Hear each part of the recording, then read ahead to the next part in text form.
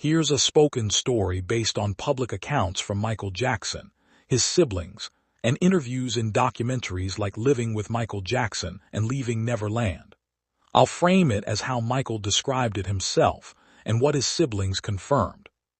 This is the story of Tough Joseph and Little Michael Jackson.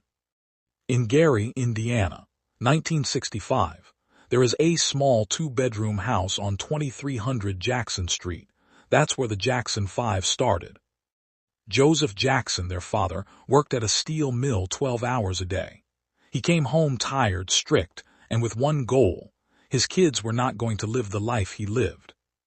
Joseph had been a musician himself in a band called the Falcons. The dream died, so he decided it wouldn't die for his sons, Jackie, Tito, Jermaine, Marlon, and the youngest, Michael, who was 6 years old. School ended at 3 p.m. For most kids, that meant the street, baseball, riding bikes. For Michael and his brothers, it meant the living room. Joseph would come home, eat dinner fast, and say, "Get in there now." The living room became a studio.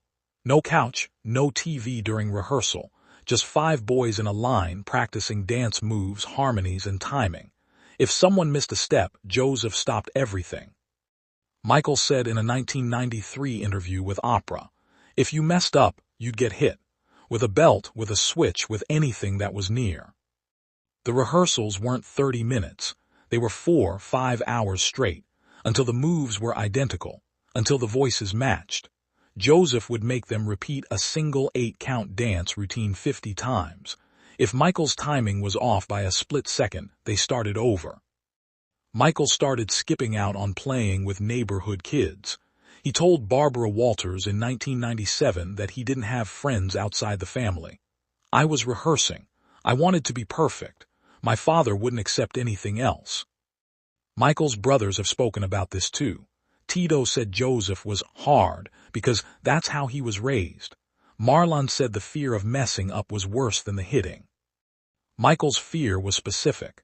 He said he was scared of his father's voice. "I'd see him coming and I'd get sick to my stomach. I'd start to feel like I couldn't breathe." He said he'd go to his room and cry alone because he didn't want his brothers to see. The harsh words were constant. "You're no good.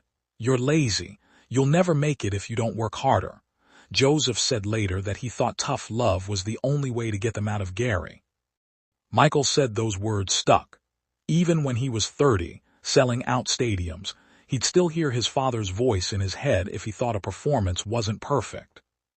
While other kids did homework, Michael was in the garage or basement with his brothers. Joseph would time them. If they complained about being tired, he'd say, "Tired doesn't win. Diana Ross isn't tired. James Brown isn't tired." Michael missed birthday parties, school events, playing outside. He told Oprah that he never had a childhood in the normal sense. "I remember being on stage at 7 years old and looking out and seeing kids my age in the audience. And I thought, I wish I was there." The 5 hours of rehearsals every day after school meant his schoolwork suffered. He was pulled out of public school and got a private tutor on the road once the Jackson 5 started touring in 1968. But before that, he was exhausted. He'd fall asleep in class, then go home and rehearse again. Jackie, the oldest, was 14 when it started. He took a lot of the pressure off Michael at first. Tito and Jermaine were the guitarists. Marlon was the dancer with Michael. All 4 older brothers have said the same thing. Joseph was strict with all of them, but Michael was different. He was the youngest, the one with the voice that stopped people in their tracks, so the pressure on him was heavier. Jermaine said in his book, "Joe was hard on Michael because he saw something in him. He pushed him harder than the rest of us." The 4 older brothers would sometimes step in if it got too bad, but they were kids too, scared of their father. So most of the time, they just kept dancing. Michael said the beating stopped when he got older and taller than his father, but the fear didn't. He said he couldn't be alone with Joseph even as an adult without feeling nervous. Psychologists who spoke in later documentaries said this kind of childhood creates 2 things: extreme discipline and extreme pain. Michael had both. The discipline made him rehearse 12 hours a day for the Thriller and Bad tour. He'd demand the same perfection from his dancers that his father demanded from him. The pain made him terrified of being alone, of sleeping alone, of disappointing people. He built Neverland Ranch to create the childhood he never had. Micheal never denied his father's role. In his 1988 book Moonwalk, he wrote, "I love my father, but I don't know if I could forgive him for the things he did." Joseph denied that he was abusive. He said he was a strict parent in a tough neighborhood. "If I didn't discipline them, they'd be in the streets," he said in interviews. But Micheal's story is clear.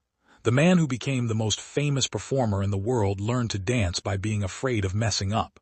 He skipped school, skipped play, skipped a normal childhood. For 5 hours every day he rehearsed. And he said the voice he heard most wasn't the crowd cheering. It was his father, telling him it wasn't good enough.